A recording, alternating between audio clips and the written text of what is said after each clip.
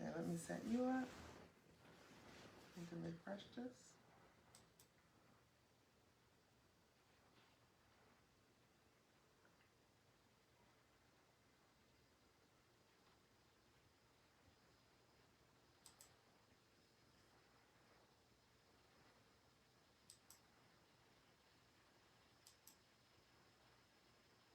Okay, you are all set. Hello, everyone. Welcome, welcome, welcome to another episode, our 30th episode of She Say, He Say. And tonight, it's a very unique day, our 30th. So I'm going to be introducing my co-host, the lovely Shuntai Johnell, a media contributor, a specialist in relationships, trauma, and daddy issues, right? Yes. And my favorite thing that she specialized in as a sex therapist. Yes. I like that. I like that. I just knew he would say that. So, I would like to introduce to you today my co-host, Mr. Johnell Allen Bay. Yeah. He is a media contributor. Yeah. And he specializes in returning citizens. Absolutely. Advocacy, a relationship coach, life coach. And, you know, he just did this little thing recently where this is the Courageous Women magazine, June issue 2020. Yeah. And right in the center is Mr. Johnell Allen Bay as he shares his story. Yeah. Yes. Yeah. So if you can pick up a copy of the Courageous Men magazine, they highlighted 20 men across the United States on business, on love, life, and everything else. And Johnell is the centerfold. Yeah. You're the centerfold. I'm honored. Congratulations. Thank you. I'm honored. I'm honored. Yeah. So I just want to say, give some shout outs. Pam, you were the first person that joined. Hey, Pam, welcome. Boski, how you doing, my friend? Yes, and since Pam, you were the first person on this side, I can't tell, to join, and also Boski, which is the second, you get some playing cards. Absolutely, we're going to give you some. The She Say, He Say playing cards. Yeah. So watch out for that. We'll be sending it to you. Give us an address. We'll send it to you. Hey, Latoya. LaFord, Bree, hey. Lawana, thanks for joining. Disla. And hey, Disla. Diesla, sorry. Yeah. And Reggie hey, McGee, thanks for joining. Hey. This is the time for you to start to share with your family and friends that we are on the air live here on Facebook. So share, and like. Share, please. Yes. Yes. So what do we have coming up So here? guess what? Hold on. Before we get to that, what's in your drink? Marquetta, Angela. Tonight, our drink is called Absolute Berry. Right? Yes. And go ahead and taste it before I tell you what's in it. Mm-hmm. So, this is made with really fresh. Absolute vodka and pineapple juice. There's papaya juice in it. There's cranberry juice. That's what blueberry energy drink is in there. Okay. See, yeah, give it a little kick. Okay, you didn't know that. No. And with a twist of lime and lemon. So what's in your glass? Hey. LaWanda, thank you for joining us. Thank you, cuz. So what are y'all drinking tonight? Tell us what's in your glass. What's in your glass? And feel free to share throughout the show what's in your glass. Yeah. So we've had an interesting week. You know, this has been a very interesting week. I'm honored to be here tonight. I wasn't expected to be here, but I am here tonight. You know, everything is, God is tremendous. He's good. And I'm very thankful. We're so thankful, and our hearts and our prayers and thoughts are with all the people in the city of Flint and around the world. You know, this is a very different time than we've ever lived in ever before. And Shuntai and I wanted to be able to contribute with the She Say, He Say, and be able not just to entertain, but educate and be able to give our people a platform. Right. And so we've had a great weekend. I've got a lot of questions, all of the topics here are from our audience. Yes. You know, we haven't, there's none here, and we still have some more coming in. And we just selected this today, and I'm fired up, as usual. Yeah. I'm fired up about tonight's show. Okay. 30th? Yes. Our 30th? Can you believe that? Show.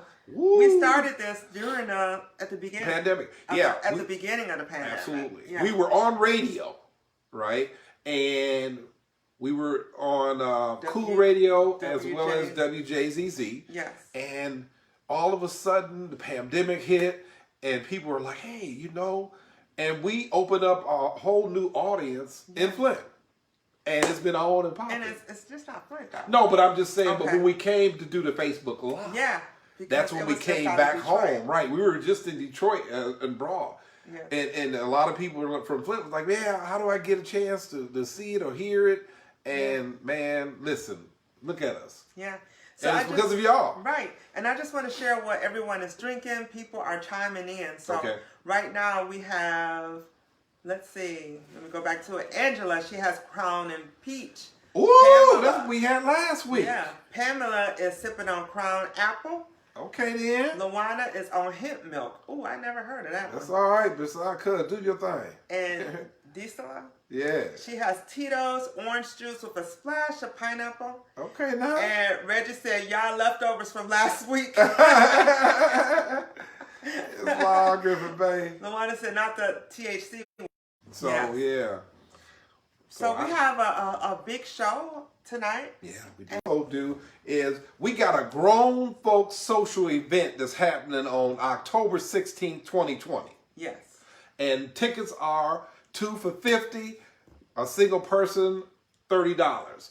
There's going to be ballroom dancing, an instructor, DJ Deb will be the DJ, playing all those hits. And we're going to have the swag bags. We're going to have a tarot reading, astrology reading, a composite chart put together. A little something for everybody. We're going to have a great time, y'all. Yes. Grown folks. It's outside.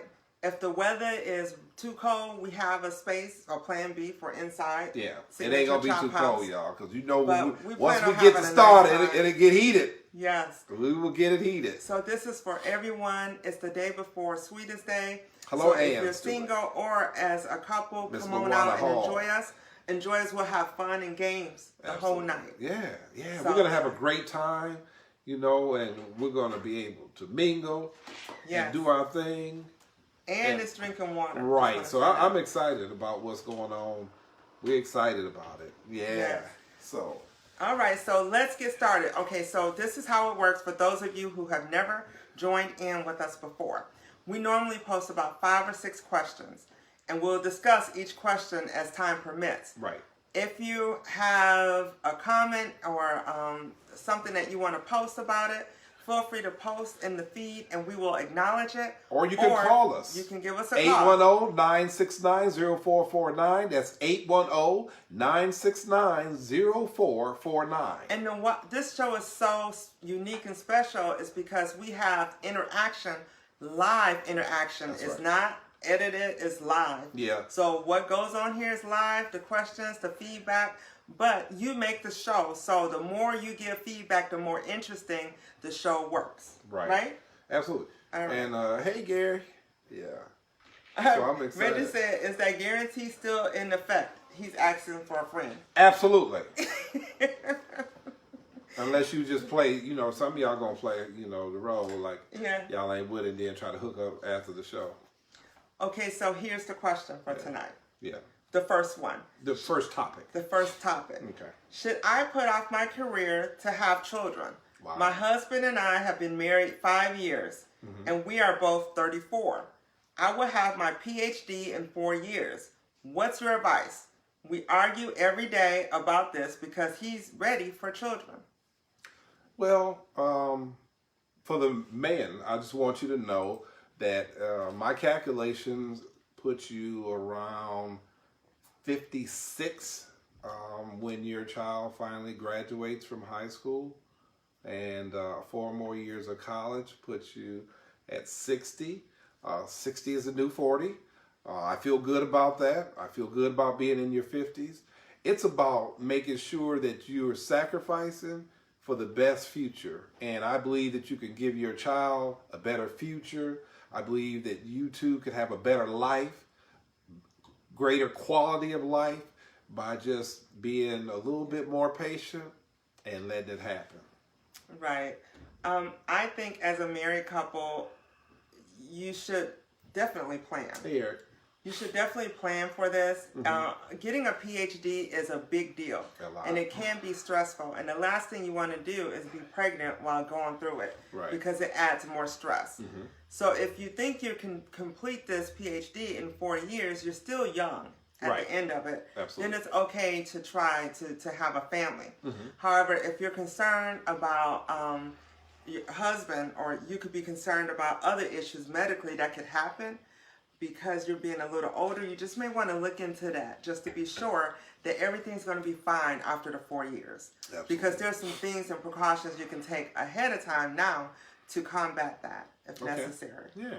So I think it's a conversation that you two need to have together and look at the pros and the cons. You definitely have to look at the pros. You know, automatically, I'm a numbers dude. I'm trying to run the numbers. 56 is close to where I'm at.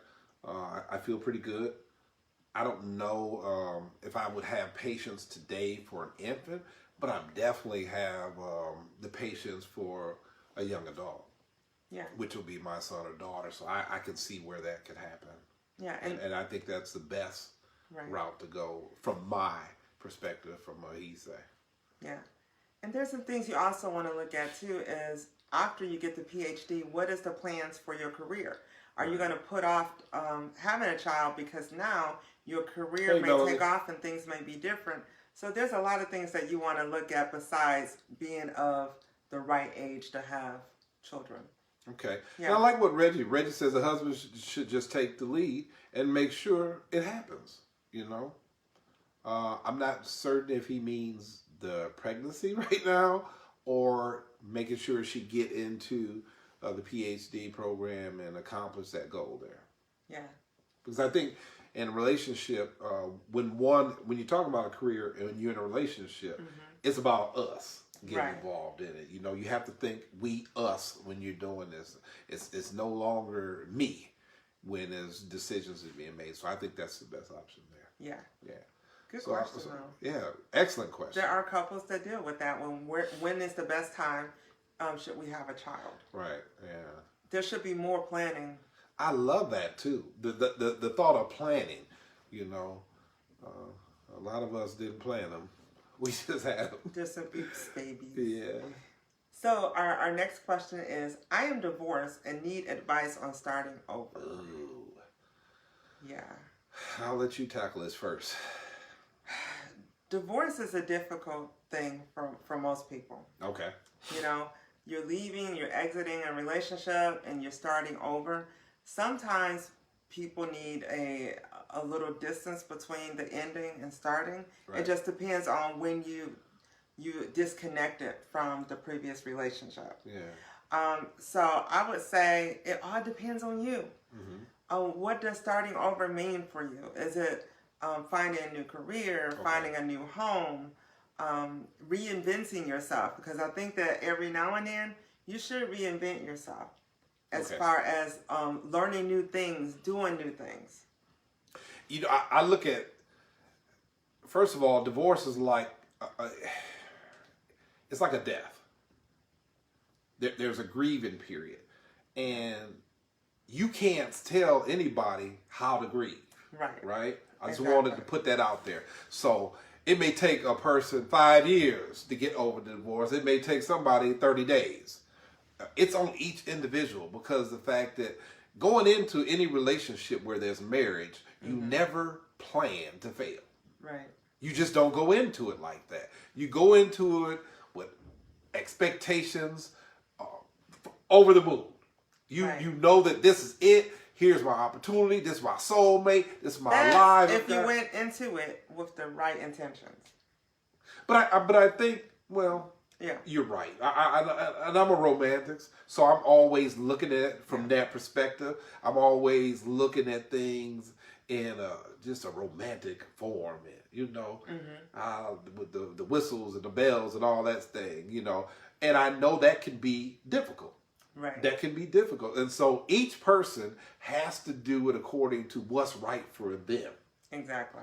And then once you decide that this is what you need to do, when it hits you that I need to move on and get involved in the dating game again, or get involved with socializing and being involved in a relationship again, then that means you got to take a stance. Right. You can't just sit on your couch and say, you know what, I wish I had a woman. Right. Diesel says, take your time. Right. Don't allow people to pressure you into another relationship. Divorce counseling is awesome. Maybe try that. So I agree. It all depends on how the relationship ended, I would say. Right. Yeah. Yeah. As to where you start. Do you start with yourself? Mm-hmm. You know, do you start making sure... Well, you reinvent, as you said. Yeah. You got to reinvent yourself, you know. Personally, it's difficult.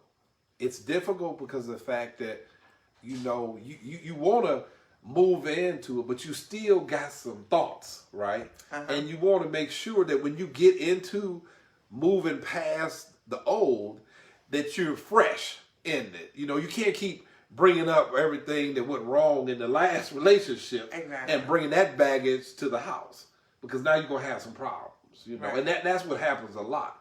You know, I deal with a person, and they're in a new relationship, and every day they throw in their man's face, well, you ain't like my husband used to be. Well, you should have let him get away. And so, you know, so that could be crazy too. So yes. Yeah. So it just all depends on where your start is how you finish. Absolutely, yeah. There are a lot of people starting over, and if you're starting over and you looking to socialize with new friends, then maybe our event in October 16th is great for you. Yeah. To come out and socialize. Have a great time. You can be by yourself, but around people. Right. Yeah. And you know, if you're around some people, there's an opportunity for you to leave as a couple. So don't be scared to post your comments. We want to hear from you. Absolutely. Give us a call, 810-969-0449, or post your comments. We want to hear what you have to say about the topics. Take a moment to think about it, but please post. Thank you. So the next question is, why is it so hard to get out of a bad relationship? And what's the first step when you still love the person? Man. The difficult thing, I think, is that it's a bad relationship, but are you in love with the person, or you just love the person? I don't know. I know that it's just something, it's human nature that something that's bad weighs heavily than some good for some reason, you know. Even when we think about the good times, right? Okay. When you think about good times, you always like, okay, but anything bad can overshadow that. Right. You know? And so, with a bad relationship, it's so hard because it's playing the middle game with you. You know you should be in it, but I'm all right. Because guess what? This is what I know. And it's difficult, man. I mean, it's difficult. You have to remind yourself, why is the relationship bad in the first place? Yeah. And maybe that needs to be the start for regardless if you're in love or love the person, so if it's a good relationship to be in. So what is the bad? If it's so bad, is it abusive? Well, is it a lot of infidelity? What makes the relationship bad? Yeah. And are you willing to deal with it and let that be the reminder that, oh, okay, I need to either accept this and go on or do something different? Right. Well, but it's hard. And that's the question. Why is it so hard to get out of it? It's hard because of the fact that, when you're in something and you committing yourself to somebody, that's a lot of energy. Right. You know what I'm saying? Because you're giving a part of yourself to somebody. And what it do is, I remember reading something one time that said, love covers a multitude of sins, right? Mm-hmm. And I believe that that's a factor in it. That becomes a factor because of the fact that when you love somebody, sometimes you overlook some stuff. You can love someone to a fault. Absolutely. And Lisa said... And I think that's why it's so difficult. Right. Yeah. And Lisa said, it's hard because you are afraid of the unknown. Okay. You know what you have to have, but you don't know what you're going to get. You know what you have, but you don't know what you're going to get. Like when you leave the relationship, what you're going to get. Right. I guess, yeah. So Hey, Yolanda. It's not healthy to hang on to something that's bad. It depends. And Lisa said, right, the fear of the unknown. And a lot of times, right, you may think something's bad at that moment until you see something worse. So, I mean, you know what I'm saying? I mean, you be like, man, listen, wow.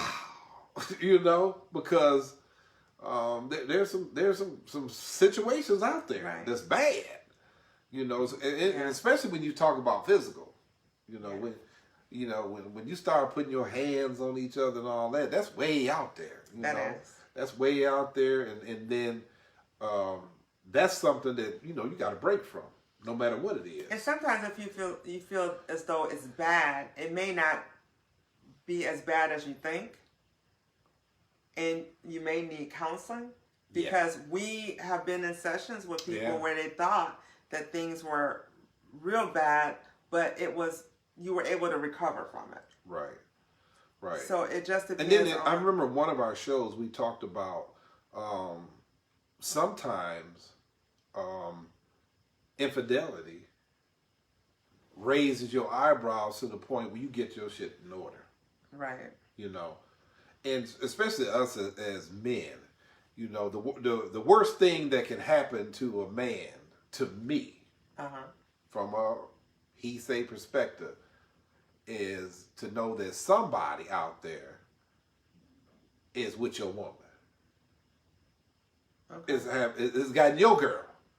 Because maybe you did something wrong and pushed her right away. You know what I'm saying? Okay. Man, that's a hard one to follow there, you know. And when you hit that, you be like, wow, man, you know, that could be just devastating. And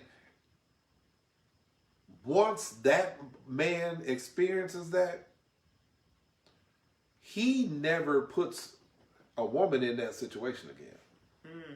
Right. From, my case studies of what I've dealt with. That's become a common thing. So infidelity can happen in a relationship, which makes it bad. And it can also be a wake-up call for a male or a female to realize that what they have at home is better. And then they may wake up and that's do exactly what better. I'm saying. Yeah, I mean, and it's tough, you know. And the thing about it is, how do you recover? You know, I have people all the day trying to figure out how do they recover when you then went across the line. Right. You know what I'm saying?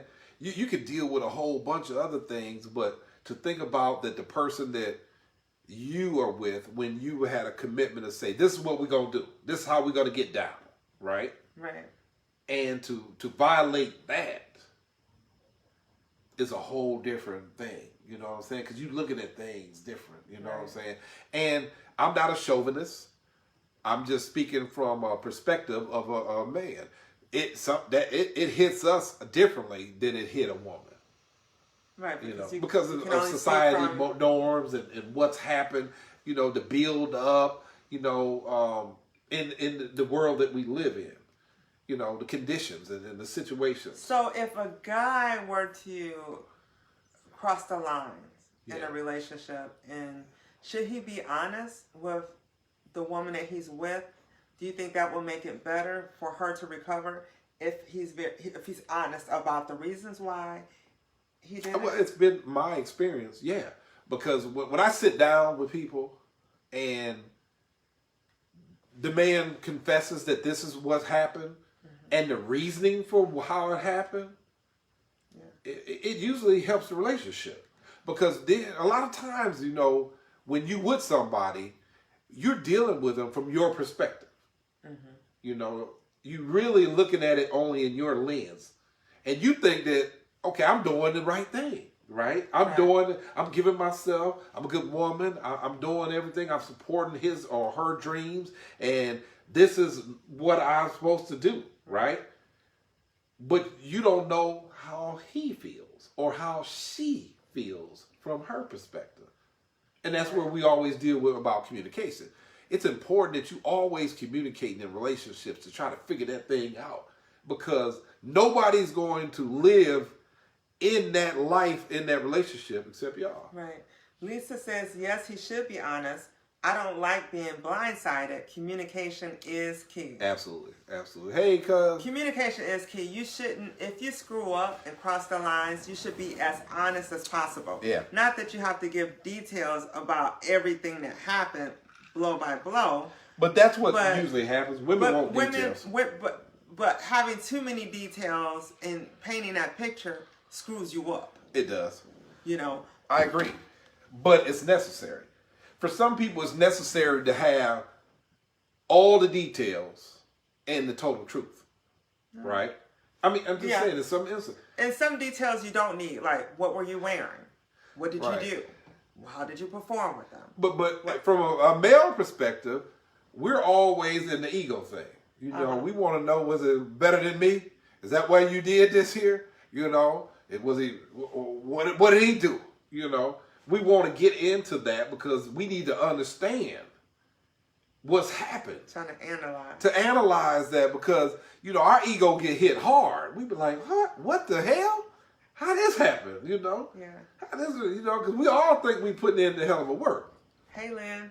Right? We do. We believe that we the baddest dude out there. There's no man that's going to step up and say, you know what, I ain't putting it down, unless there's something dysfunctional about him, you know. Right. But I'm talking about the average brother that's out there. He believes that ain't nothing better than what he doing. And that's just the way it is there. And is that the facts? No, but it's only from your perspective. And that's why it's important for partners to have relationship checkups. Okay. To see how so things what is that? are going. So if you think, so the question was, why is it so hard to get out of the bad relationship?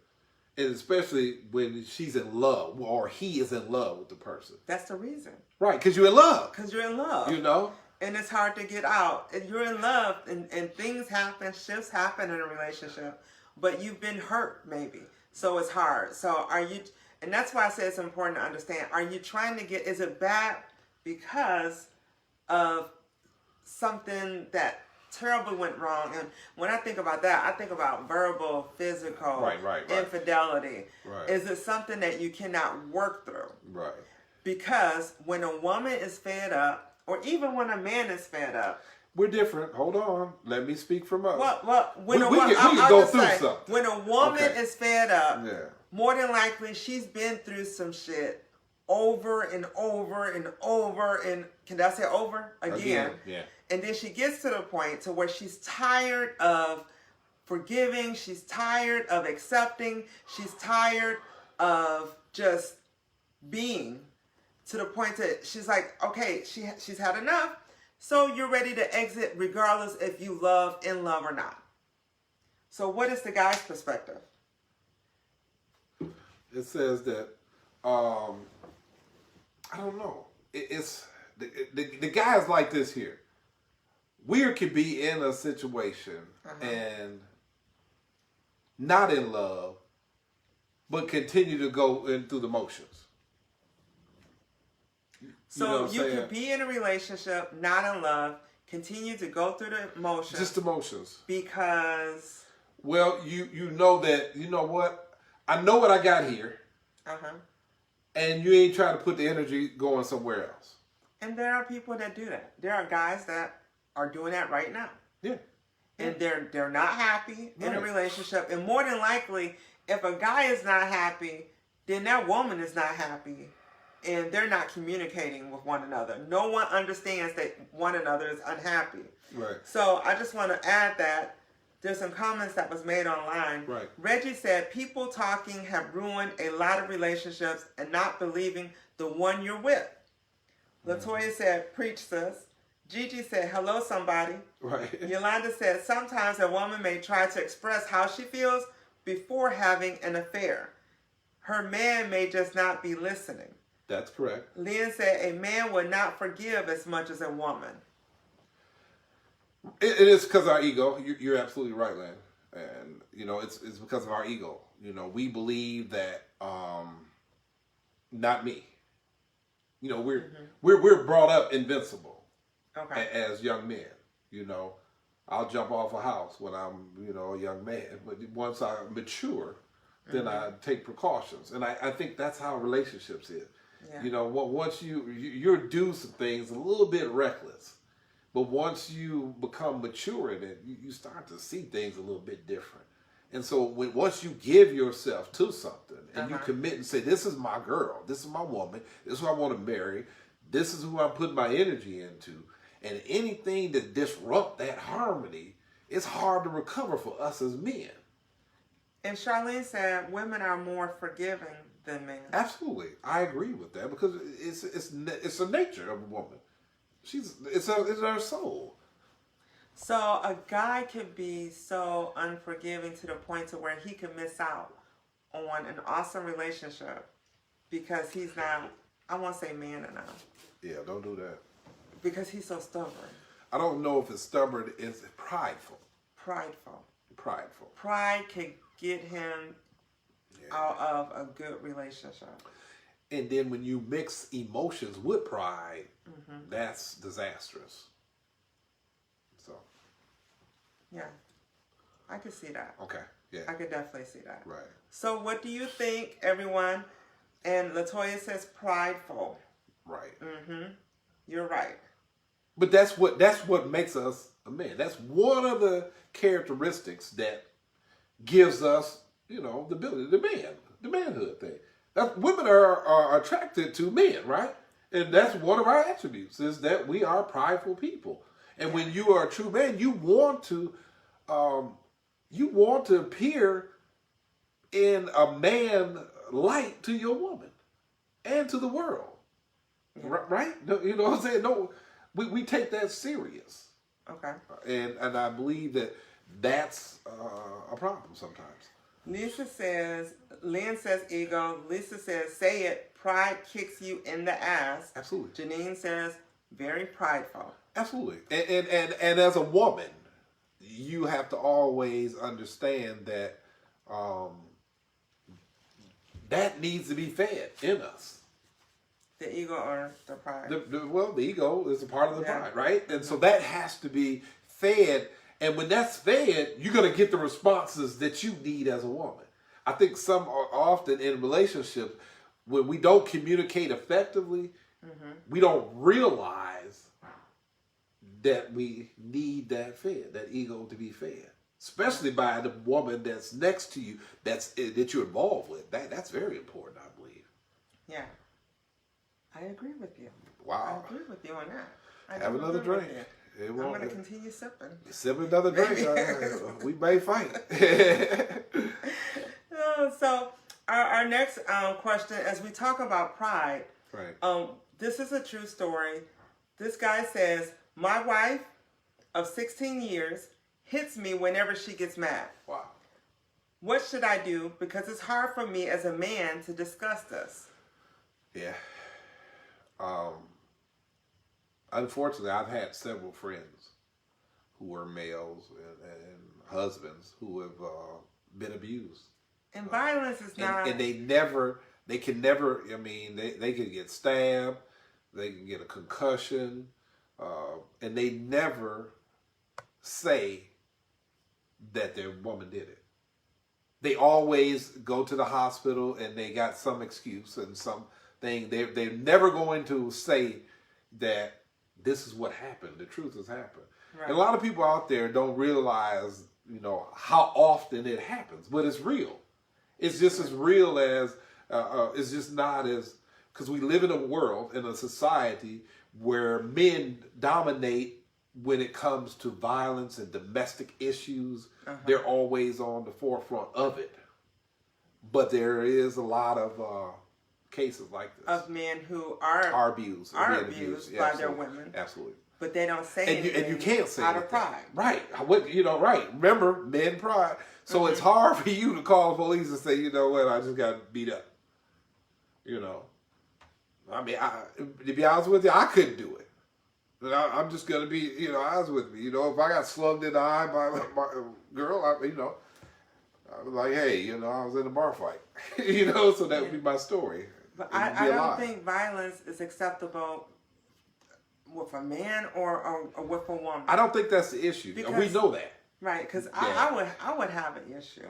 If having sons, their girlfriends abused them and they came up with lies to cover it up. Right. As a mother, I don't think it's fair on either side.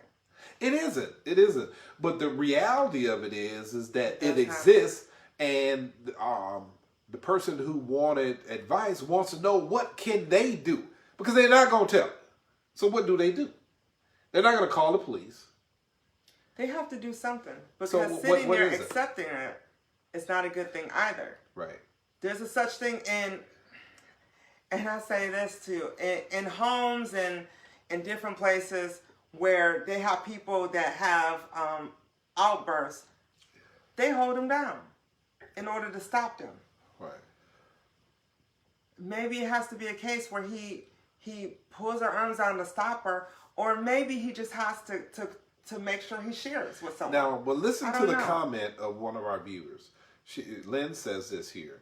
She knows he is weak. And I disagree with that. Just because of the fact that, see, we term violence as strength and weaknesses. And it's not. Mm-hmm. I don't think that he's weak at all. He doesn't want to put his hands on her. He is the type of person who has a story. And his story is never to cross that line. Mm-hmm. That's strength to me. Because the fact that the easiest thing in the world to do is respond tit for tat when somebody's done something to you. Right. It's easy. The easiest thing to do is if somebody hit me, is to whoop their ass. That's the easiest thing in the world for me to do. Yeah. The hardest and the thing that takes the strength is not to be able to respond in that way. And it's to be able to think of and outthink the situation to the point where I can diffuse a situation. That's what strength and weakness is all about. The strength is in the mind. Physicality, that ain't nothing, So, and that's been my biggest mistake in my life, is always trying to live up to that. So Janine said, when that man asked that question, do you think maybe he was saying something then? He was reaching out. He was. He was reaching out then because he figured that maybe if he was anonymous and someone could pour in to give him some type of advice to be able to change his conditions. I would say, hey, it's time to pack up, because this has been a continuous process in your life where this has continued on and it's repeated itself. Right. It's time to go. Hey, listen what Reggie said. Shit. When she cut me, I called 911. Yes. So in counseling, we call this the broken record symptom. And that's when you tell somebody how you like to be treated. Right. So if you put your hands on me one more time, I'm walking out this door and I'm not coming back. Right. But you have to follow it up. And if it happens again, you walk out that door. Because if you stay, that means that you're accepting what's going on, regardless out of fear or whatever, you're accepting.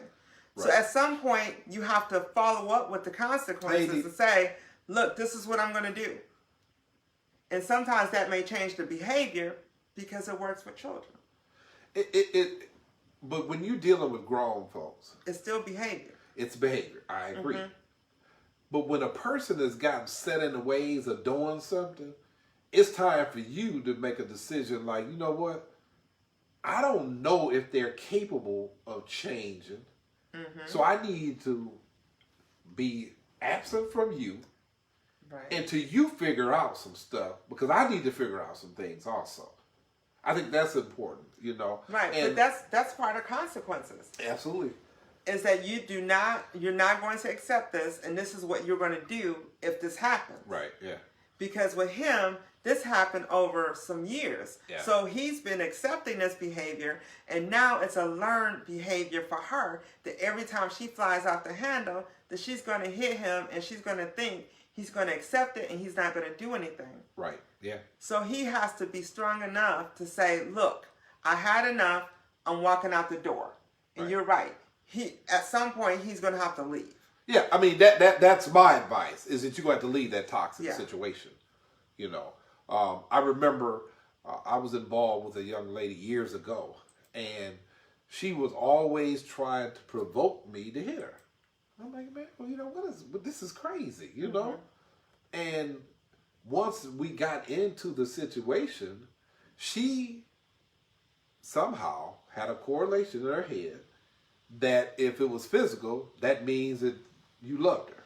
And there are some and people... that was just the craziest thing I'd ever heard. Ironically, there are some people who think that love is connected to violence. Right. Physicality. That if someone is not, if someone is physical with them in that negative way, then it shows that they care about them and they love them, and that's not true. Right. They don't love themselves. Right. And Lynn says, but if you're dealing with someone with that type of attitude, when he starts packing, she might hurt him. And that's why you have to be very creative and outthinking. I was dealing with a young man, and he was in a situation with a truck driver. His wife was a truck driver, but she was very abusive in the relationship, you know, and he was on parole. And, you know, so if she called the parole agent, you know what I'm saying, he would go back to prison, and she just had the upper hand on him. But he outthought her. One day, he decided, you know, I'm going to work. And she went to work, and he never came back home. He contacted his agent and told him, listen, I'm going to move to Alabama. This is what's going on. I need to make a move because of the fact that this could be very, very bad. Right. And I'm not trying to go back to the penitentiary. And he made the move. And when she finally came home, he was 10 hours away from there and had made it home and, you know, and had protected himself. So you got to be strategic in the things that you do. So, yeah. But my advice would be, it's time to go. It's time to go, bro. So here's another question. Yeah. My partner is a good person and a great provider. Okay. And a devoted Christian, but they can't stop drinking. The only time they are not drinking is Monday through Thursday. Wow. Okay. So, you want my response? Yeah, give me that. He's a weekend guy. From my, yeah. Well, is the drinking more about, are you a drinker? I'm wondering if this woman is a drinker. Okay. You know, because sometimes people who do not drink, and even if he's a weekend drinker, is he going overboard on the weekend, or is it just that he's drinking on the weekend? Right. So there's some holes in this, because someone that may have drank in the past and stopped drinking, and their partner continues to do so, they may look at them like, you're drinking too much, and they're not drinking a lot at all. Yeah, I can understand that, but I read between the lines when she talked about Christians, so she had an expectation of him, right? There's an expectation that he shouldn't be partaking in this type of activity in her mind. That's why she dropped about the Christian on there. But he could have been doing this before. I mean, at the beginning of the relationship, and she thought it would change. I know, but what I'm saying is we live in a world where when you deem to be religious in any form or fashion, you're held to a certain expectation, a certain standard. Okay, so people automatically, just like if y'all are Christian or you're Islamic and you cuss somebody out, they were like, "Oh, I thought you was a Christian." Well, you know, I was until I had to give you the Christian language how this gonna go. So a lot of times, you know, we have to be careful about how we try to pigeonhole people. Just because of the fact that I'm a spiritual man don't mean that I'm going to respond, you know, how you expect me to respond. Because, you know, even though I'm a spirit man, I'm having a human experience. And my human experience may go overboard. It's going to do some things that don't look that good, right?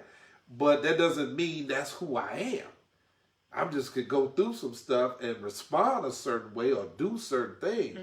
But we live in a world where you could do 900 great things, which I hear often, and one bad thing, and the bad thing overwhelms everything. It takes over. And it doesn't sound like, and it just depends. Most of the time, someone that is an alcoholic, it doesn't matter what time of the week it is. They're going to go overboard, and it doesn't matter. And then you have some people who just go overboard on the weekends, but it sounds like if he's not drinking Monday through Thursday, he's working, and he's a casual drinker on the weekend, then the only problem may be her and not him. Wow. Did you say that? Yeah, the problem may be her and not him because of what her expectations are of him being this Christian man not supposed to drink or something like that. It's 8:30, August the 30th. But if he's drinking excessively on the weekend and getting drunk and falling out, then there is a problem there. Right. Maybe there's a lot on his mind and he's not sharing what's going on. Maybe he had a stressful week. But this is what I just want to throw this out here, and I want you to respond. Yes. So if I'm taking care of my house, I'm working through the week, I'm doing everything I'm supposed to. I ain't doing nothing bad, raising my family, making sure that the heat on and the lights are on, and I decide to get drunk on the weekend and fall out in my own house. Somebody got a problem with that? Well, it depends on the purpose for getting drunk in the first place. Most of the time, people have a purpose for getting drunk. Okay, they're getting drunk because they're trying not to feel something or think about something, that there's a problem. Sometimes people just get drunk because they want to turn up and it's their birthday. That don't mean it's a problem. But if it's consistent getting drunk, then that could be a problem. That could be something that's looming out there. But he's able to control himself during the week and not do it. So that I would love to know more about this scenario. Because people do things for different reasons. Maybe because he's at home on a weekend, he has to get drunk because he doesn't want to hear her. I don't know. I don't know, but I'm stuck at this here, right? Yes. If I'm doing everything I'm supposed to do, right? Because she say he's a great man, a provider, he's doing all these things. Dude just want to turn up at his house or what? She say drinking and driving. He didn't say that he goes out and do anything that's crazy and absurd. So I'm saying, as a man, you telling me I can't get drunk in my house and do what I want to do? Hold on, I got a problem with that. Gigi says she's probably getting on his nerves and he needs a drink on the weekend. Oh, yeah. And Lynn says, depending on if he is drunk, every weekend is too much. Anita said the whole word drunk is that fun. It takes too much to recoup, first of all. If you too drunk, there's no time for your mate, according to Lynn. Okay. I mean... So if he's getting drunk on the weekend and falling out, then they're not... I don't know what their relationship is like. I'm just from all of that sounds good, but from a he-say perspective, I just have a problem with anybody having a problem with a man who's taking care of his business and decides on the weekend he gonna get it in. That just don't make no sense. Okay, so what if he's not taking care of her needs on the weekend when they have time and he's getting drunk? He better get on top of it Sunday. That would be a problem. He back on his game Sunday. He ain't drinking Sunday. He's going to church. Then it would definitely go into our next question for sure, right? Right. So Latoya said she's omitting something, and she also says to protect him, or is he abusive or a mean drunk? Nope. Ann said there's more to this story. Anita said, boom, that's it. Hey. And you know what it is to the story? Controlling. She wants to control dude and castrate him. You know what I'm saying? Yeah, because she put that good Christian. Right. Come on, man. She tried to hold him to a certain standard because of the fact that he's showing up every Sunday, regardless of what's going on. He get drunk on Friday and Saturday, but every Sunday, dude in the church. Yeah. Right? Because she said he's a good man. All the way. He only messing up Friday and Saturday, y'all. He get drunk Friday and Saturday.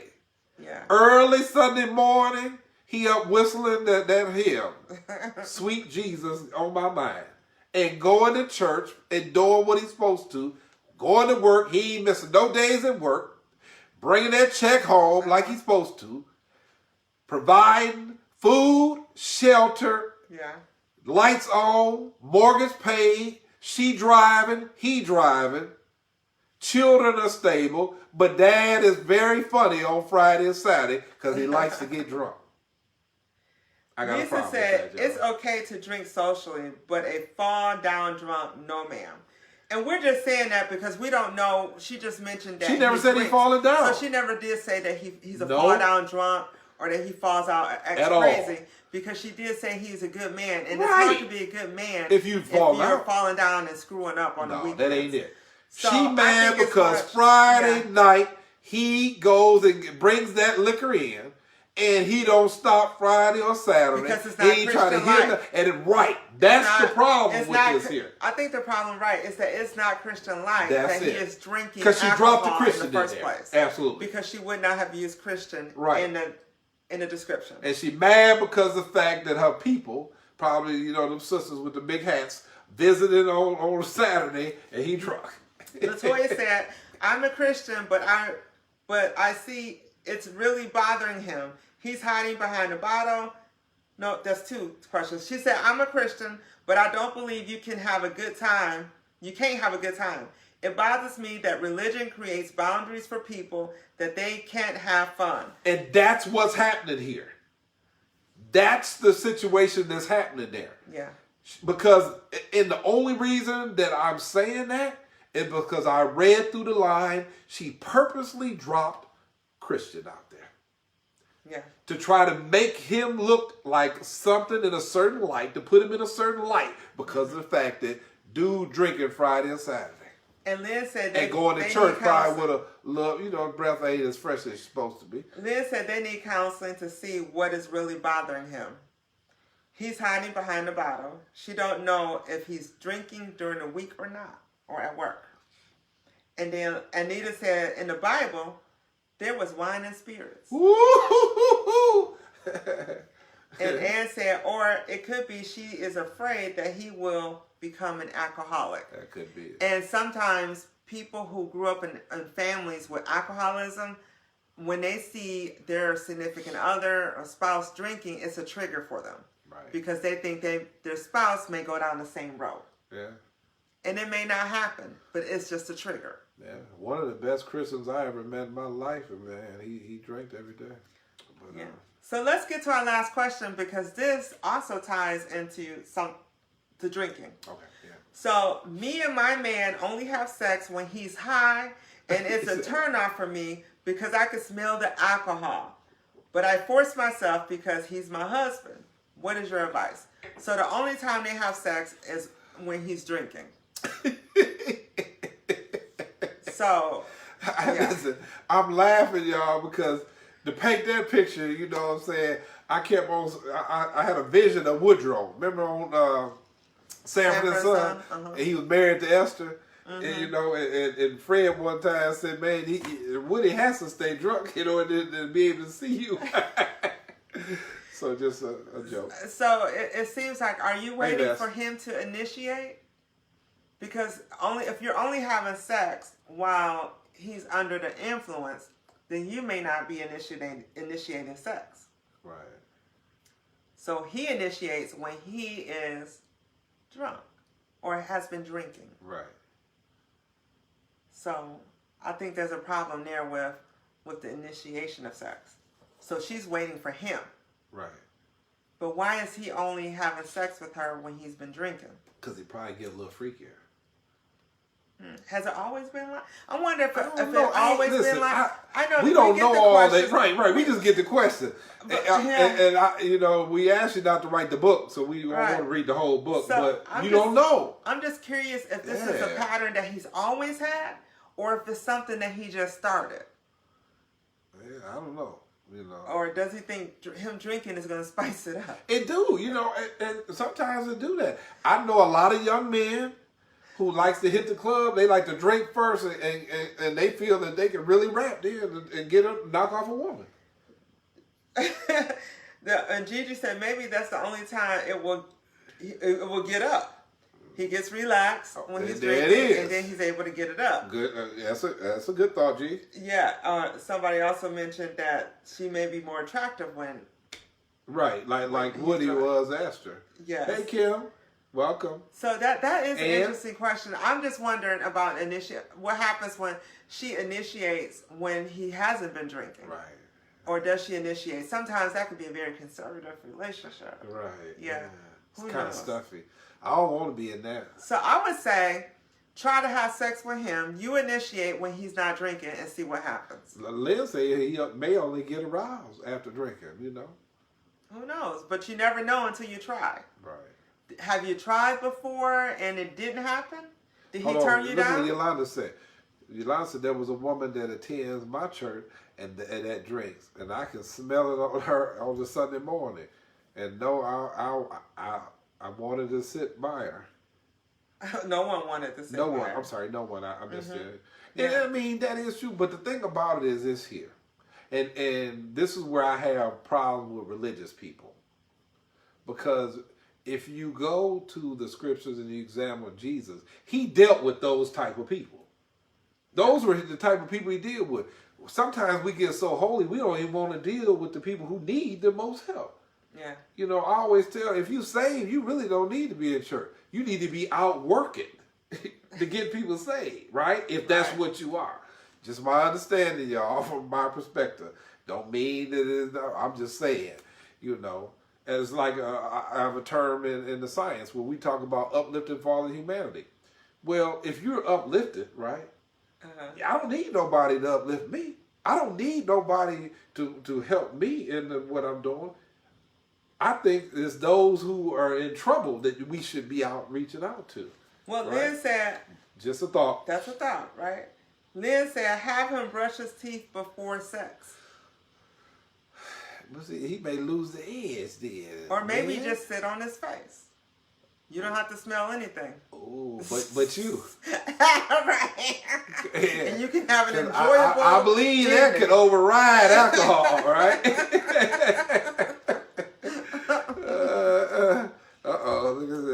Look at Yolanda. Here goes Yolanda. Sometimes a drunk dick is a lip dick. No, but he ain't got it. This is when he gets up, cuz. He on point here. If it's lip, Yolanda, you just sit on the face and have a good time.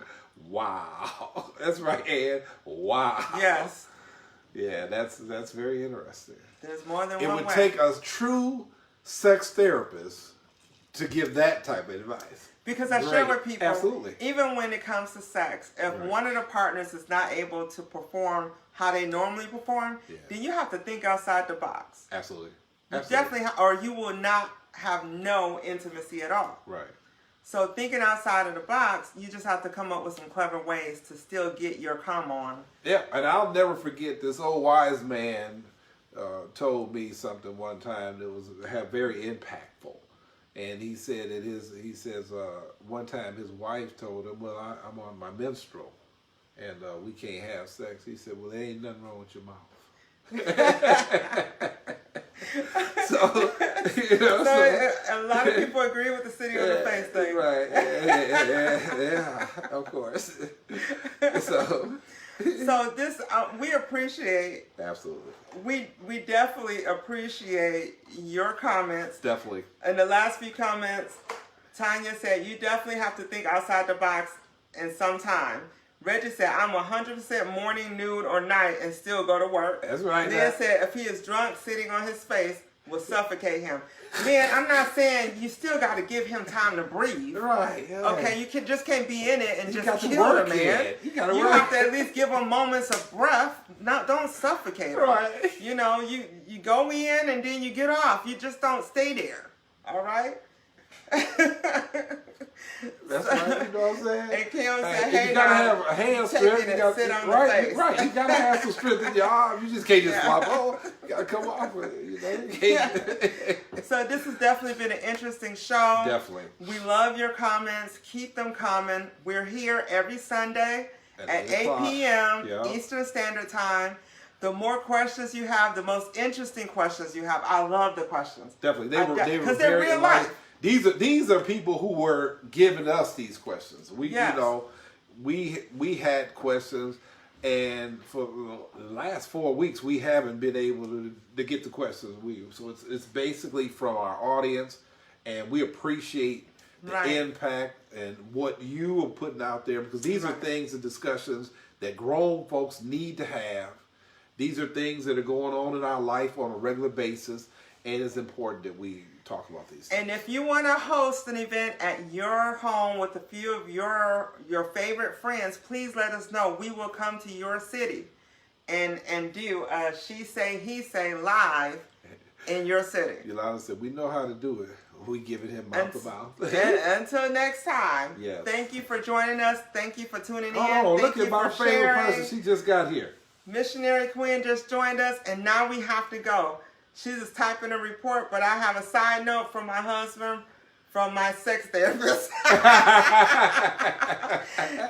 Missionary Queen, we need to talk offline, girl. Yeah. So, thank you again for joining us. Yeah, once again, I'm Johnell Allen Bay with my lovely, beautiful host, Shuntai Hill, a specialist in the sex therapist. You know, I like to reiterate that every time. I know you do.